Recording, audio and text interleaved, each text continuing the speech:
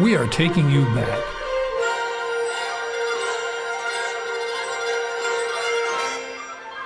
Back in time.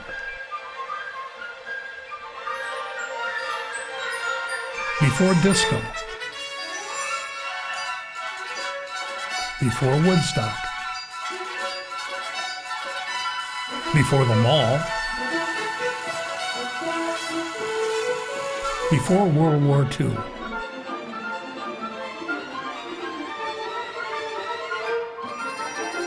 Before the Great Depression.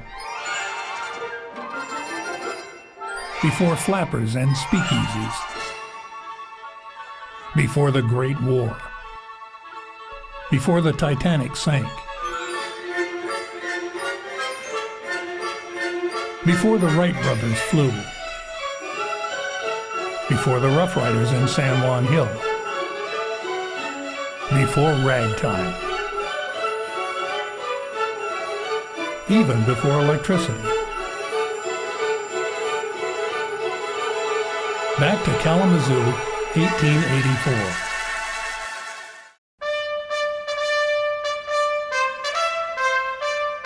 By 1883, the largest village in the nation was experiencing growing pains.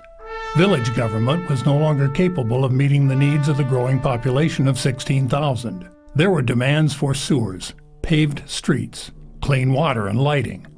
Because of these needs, Village President D. Yo said cityhood would facilitate and effectively carry out the provisions of the law by enlarging the powers and extending the privileges of government.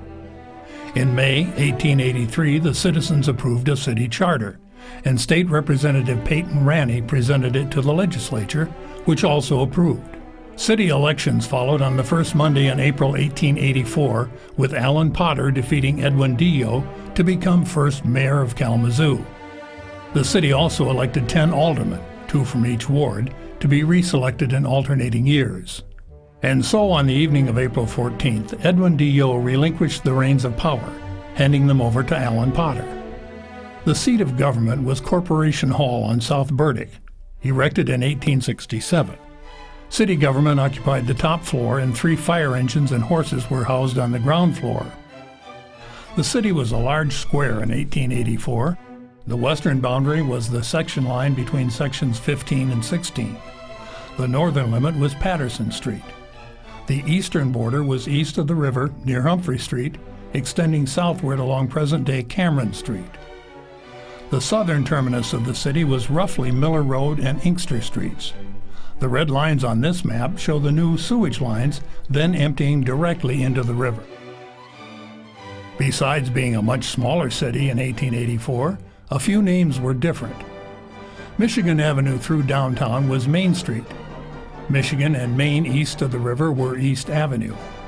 Westnedge Avenue was West Street, and Oakland Drive was Asylum Avenue.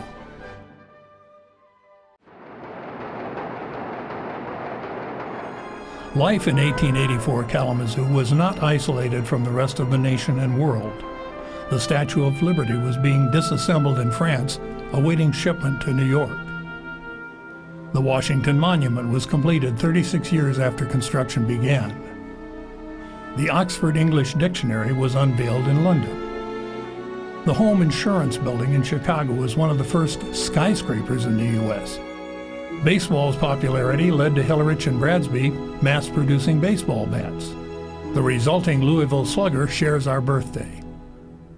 Mark Twain published Huckleberry Finn. There was a courthouse riot in Cincinnati, Ohio. 56 people died. The world's first roller coaster debuted in New York's Coney Island. Grover Cleveland was elected president in November. He was the first successful Democratic candidate since James Buchanan in 1856.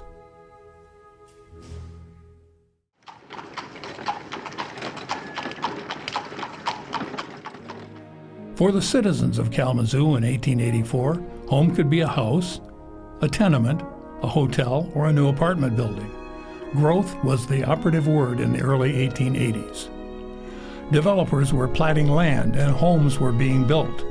Carr's Addition and Phelps Addition were adding home sites to the east side. The Vine neighborhood was still growing as Starkweather's addition was platted near Wheaton. The north side, which was well established in 1884 with working-class homes, continued to grow with the additions of T.C. Sheldon's and J.B. Trowbridge's housing developments. Stone and Phillips addition, bounded by Elm and Kalamazoo, was filling in the Stewart neighborhood, as was the Northwest addition. The Parsons home on Woodward and the Delos Chapel House on Elm Street were examples of the Queen Anne style, which was the rage in 1884. Charles E. Stewart's addition near Portage and Grace, now Gibson, threatened to erase the de facto circus grounds as traveling shows normally pitched their tents there. The well-to-do still populated the West Main area with their manicured lawns and ornate mansions. Large homes also graced South Street, where businessmen walked to downtown offices. Speaking of downtown, Dr. Joseph Sill had just built Sill Terrace on the northwest corner of Rose and Lovell. It was the first apartment-style building in Kalamazoo. The college addition was platted near Williams Hall of Kalamazoo College. For others, particularly singles and shopkeepers, living quarters on the upper floors of business blocks were home.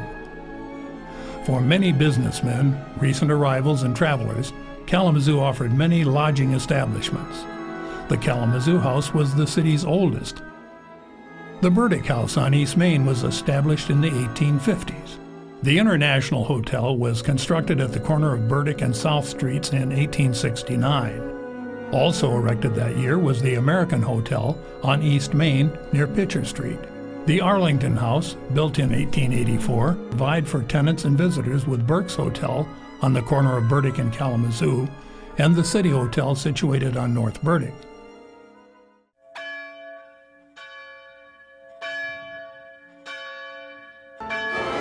Education has been a cornerstone of Kalamazoo life since before the incorporation of the village in 1843.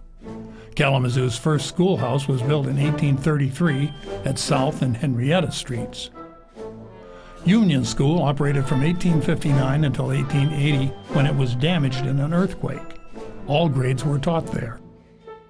The high school was constructed to replace the Union School. Approximately 600 students matriculated there in 1884. For more than 50 years, adults obtained post-secondary education at Kalamazoo College. K College was comprised of Williams Hall on the Hill and Kalamazoo Hall on South Street. Parsons Business College afforded young people the opportunity to learn accounting and business management in its location at Portage and East Main. Funded by the Presbyterian Church, the female seminary at Gullen Seminary, now Riverview, opened in 1867. In 1884, an addition was constructed to handle increased enrollment. Joy must have reigned among grammar school children when Lovell Street School burned in December 1883. This new brick school was completed in June 1884, while classes were held in various locations during construction.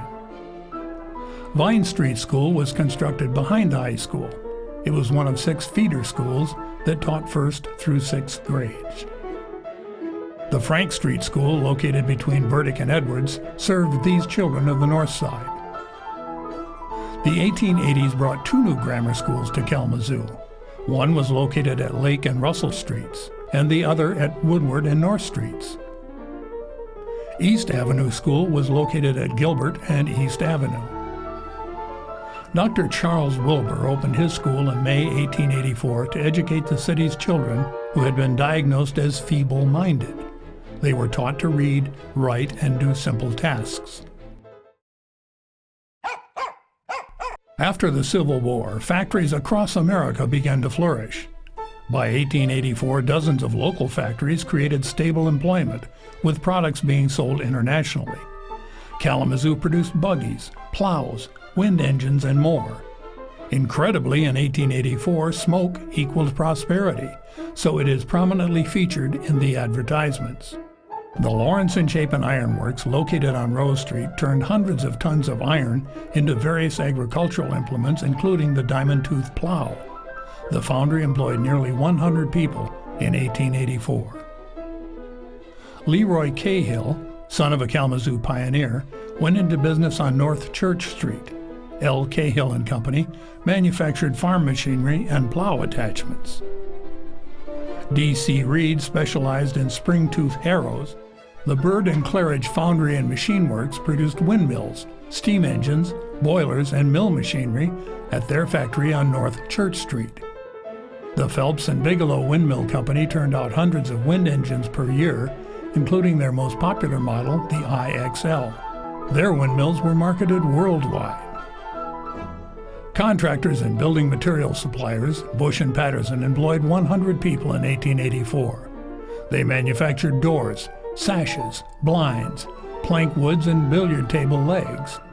They also built some of the most recognizable buildings in the city, such as the Ladies' Library, Academy of Music, Lawrence and Chapin Foundry, and Corporation Hall.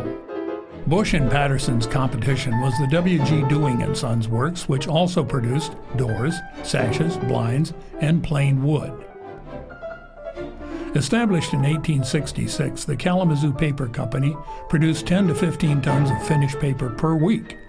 Kalamazoo Paper was one of the largest employers in the city. David Lilienfeld and his brother produced and sold cigars on East Main Street. Frequent trips to Cuba kept their cigar-making techniques up to date. Rosenbaum and Solomon manufactured overalls, shirts, and pants from their store on North Burdick. They were best known for their denim overalls. They later became the Kalamazoo Pants Company. Frank Henderson's company, located on East Main, manufactured fraternal regalia, banners, flags, and more. Established in the 1830s, the only Democratic newspaper in town, the Kalamazoo Gazette, produced a daily paper and offered job printing from their location on East Main Street. The local Republican-leaning newspaper was the Kalamazoo Daily Telegraph. Two smaller newspapers were the Daily Herald and the Pedagogue. The Kalamazoo Publishing Company specialized in the manufacturing of blank books and provided binding and printing services. Established in 1870, the Kalamazoo Railroad Velocipede Company produced handcars to inspect tracks. Shown here is Frank Hoffmester's gang, who maintained tracks for the Michigan Central Railroad. Velocipedes, or handcars, are known as Kalamazoos in Australia.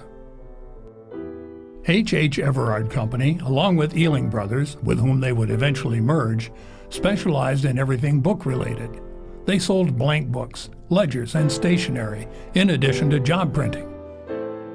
Eggleston Spring Works, later the Kalamazoo Spring and Axle Company, employed dozens of workers making carriage springs.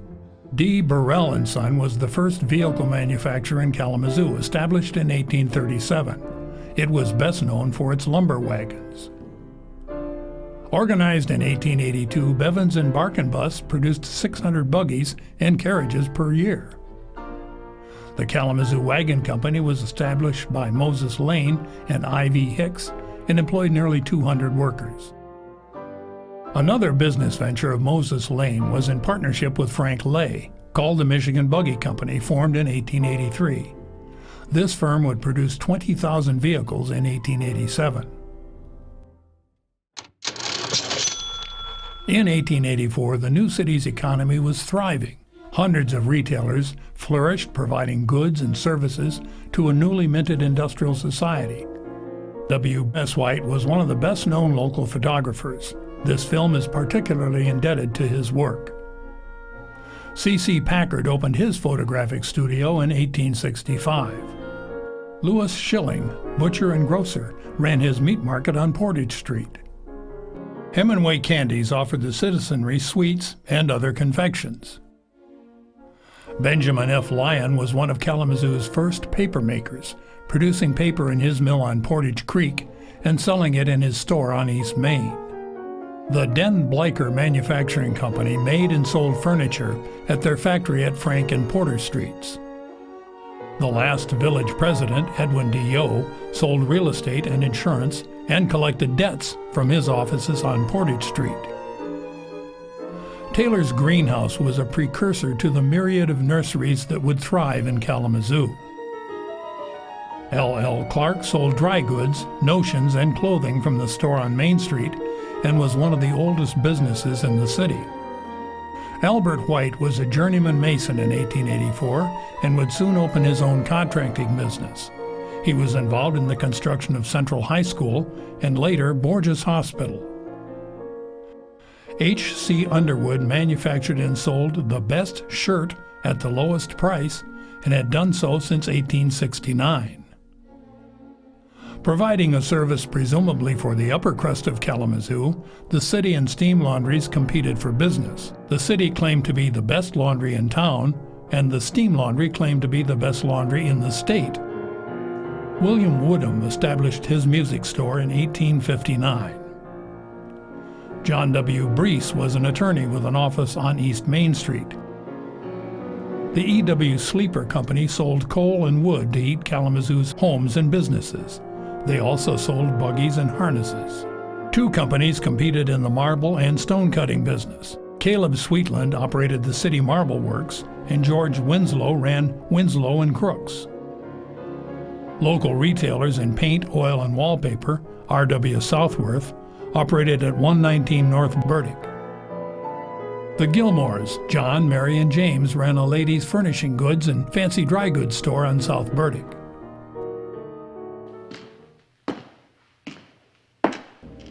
Not long after the settlement of Bronson, as Kalamazoo was first known, local banking establishments were formed.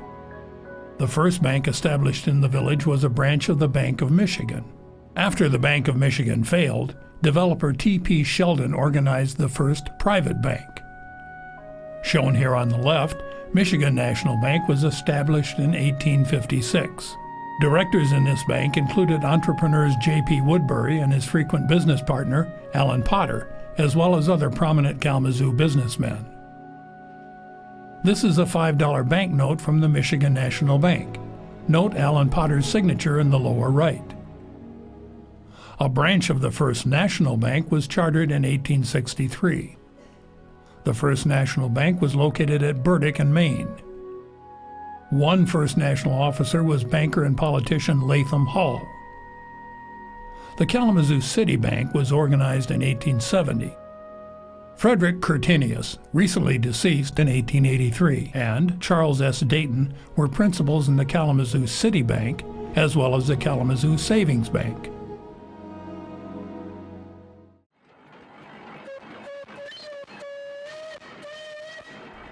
Getting around Kalamazoo in 1884 was a struggle, but improving.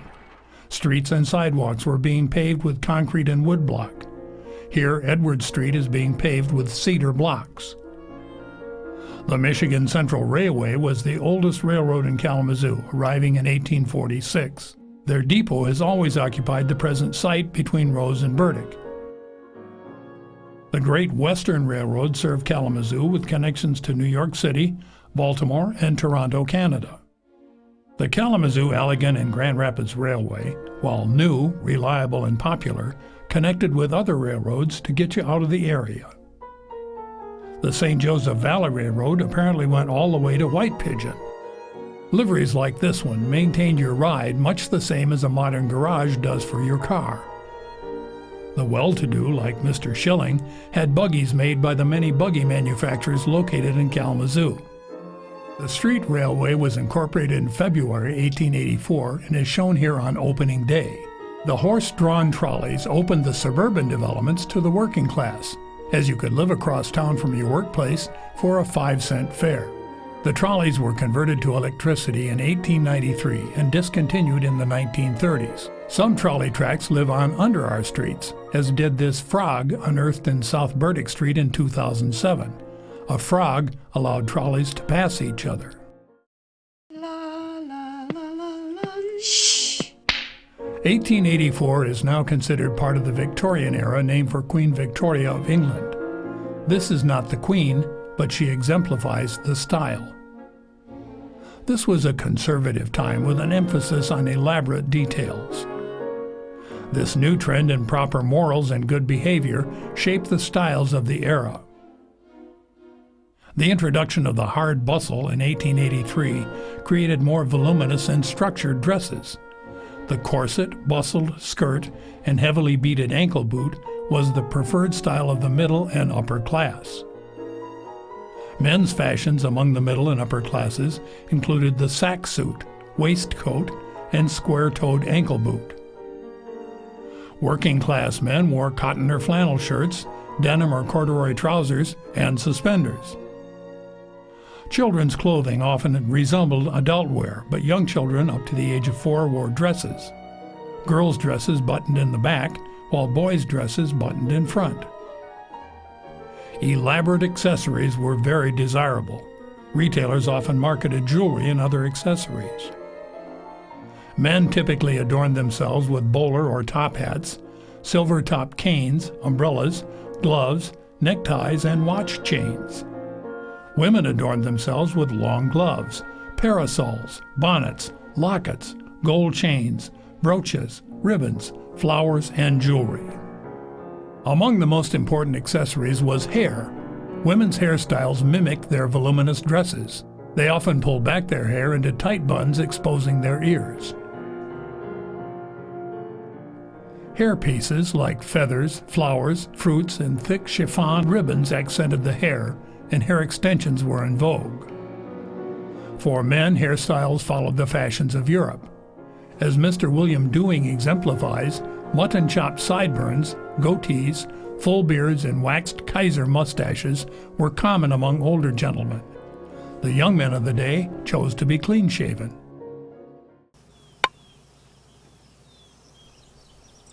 This photo of the corner of Rose and Main epitomizes recreation in 1884. The Academy of Music on the left exemplifies the arts for the well-to-do, and Bronson Park on the right exemplifies open space for the less fortunate. Recreation was predominantly for the idle rich until the 1920s. The Academy of Music was paid for by selling subscriptions. No expense was spared, including the design by architect Dankmar Adler. Bush and Patterson built the A of M in 1882. As this advertisement touts, the A of M was one of the best in the U.S. The interior included a replica of Guido Reni's Aurora. Bronson Park is owned by the county and has been leased to the village and city since 1855. Bronson Park was a former swampy cow pasture that the village had improved over the years. Fraternal organizations like the Knights of Pythias provided entertainment for the men of Kalamazoo, while the women of Kalamazoo enjoyed the Ladies' Library Association, one of the first of its kind in the state. The Ladies' Library provided concerts, lectures, and lively discussion, as well as books. For the more adventurous, Bauman's Billiard Hall offered a game of pool and adult beverages. The Prohibitionists were active in Kalamazoo in 1884, but they wouldn't have a major impact until 1915, when the city went dry. George Newmeyer brewed his beer at Lake and Portage Streets. You could sip a cold one at the Burdick House Hotel Bar, or down a Rheingold brew at William Hotop's at 111 West Main. If you weren't inclined to cool off with a beer, ice cream was available at Pilgrim & Sons at 122 West Main. As electricity had not yet reached Kalamazoo, they must have stored tons of ice the previous winter. The well-to-do could take their surrey to many nearby lakes. Gull Lake was a popular summer destination. Diversion was but a streetcar ride down Portage Street to the National Driving Park for a day at the races. This ad features local horses Fanny Witherspoon and Edwin Thorne. The Michigan State Fair came to the National Driving Park in August. Barnum and London Circus, already the greatest show on earth, followed the state fair to town. Parades were an enjoyable respite when the circus came to town and on the 4th of July holiday. The usual parade route included East Main and South Burdick Streets. This particular parade featured the Kalamazoo House baseball team. Although this newspaper baseball team dates from the 1890s, baseball was alive and well in Kalamazoo, as this article chronicles an infrequent win by the Kalamazoo High School Nine. Tennis was popular in Kalamazoo, although it was not the power and speed game we know today. Croquet was a very popular game in 1884 Kalamazoo. These ladies are playing on the Asylum lawn. The local H.W. Page Company was a major supplier of croquet sets. Some citizens just hung out on the porch all summer, especially when one of the 8 professional photographers in the city came around. With 16,000 residents in Kalamazoo, City Marshal Stephen Wattles and his four-man police force kept the peace in the city. The force spent most of its time booking drunks and vagrants. This notice, posted in 1883, concerns times when saloons may be open front and back. Other less frequent crimes included robbery, larceny, allowing a minor to play pool, and the ever-popular liquor law violation. Firefighting was as old as the village. 42 fires did $32,000 worth of damage in fiscal year 1884. There were 3 city fire engines and 8 full-time firemen. The city deployed the Gamewell telegraph system of fire alarm call boxes. There were 15 alarm boxes throughout the city. Byron J. Healy was the first chief of the city fire department and superintendent of the fire alarm telegraph.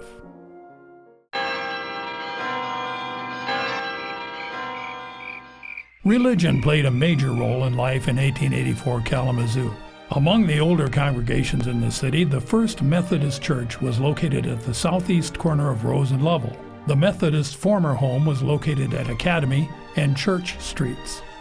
In 1884, this church housed the First Reformed congregation, which was founded in 1850 to serve the immigrant Dutch population. Immediately behind the First Reformed was the First Baptist Church at the southwest corner of Main and Church Streets. It housed the town clock and fire alarm. Kalamazoo's Second Baptist Church was formed in 1855 and in 1884 was located at Kalamazoo Avenue and Wallbridge. This church and the African Methodist Episcopal Church at Water and Pitcher Streets served the spiritual needs of Kalamazoo's African American population, which numbered around 400. Robinson Jeffries arrived in Kalamazoo from Indiana in 1855 to preach the first sermon to the African Methodist Episcopal congregation.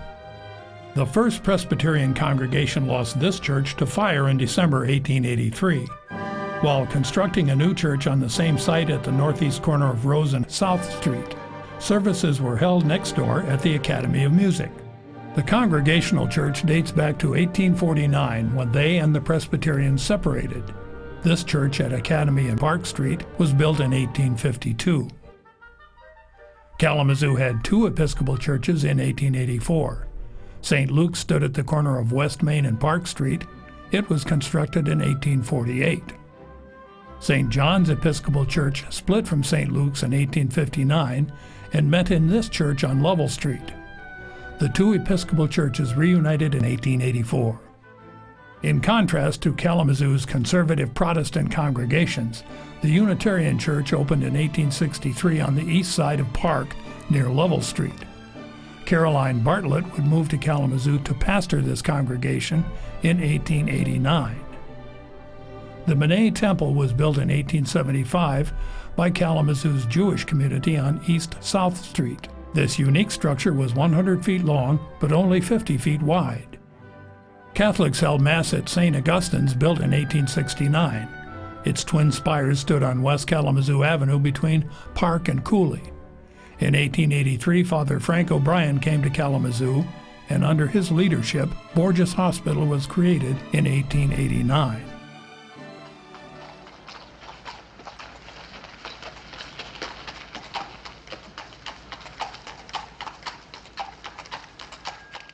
For most residents, the druggist was the first stop for medical advice. While they filled doctors' prescriptions like today, they also sold over-the-counter remedies, mixed their own compounds, gave medical advice, and even performed medical procedures. Druggists offered concoctions that would be frowned upon today, including cocaine and opium. Alcohol and tobacco were frequently recommended as cure-alls. Dr. Joseph Sill may have been Kalamazoo's first dentist, as he practiced dentistry to pay his way through medical school. Abraham Metcalf was a pioneer in dentistry, inventing several dental tools. Traveling to New Orleans prior to the Civil War, Dr. Metcalf found himself in jail for advocating pro-union politics. More severe ailments that eluded the druggist and dentist demanded a physician. Dr. William Mottram was the longest-serving doctor, opening his practice in 1840. Dr. Foster Pratt started his practice in 1856. Kalamazoo's most famous name in medicine was shared by Dr. Helen Upjohn Kirkland and her brother Henry. Dr. Albert Cornell practiced in the 100 block of East Main, where most of Kalamazoo's medical needs were met.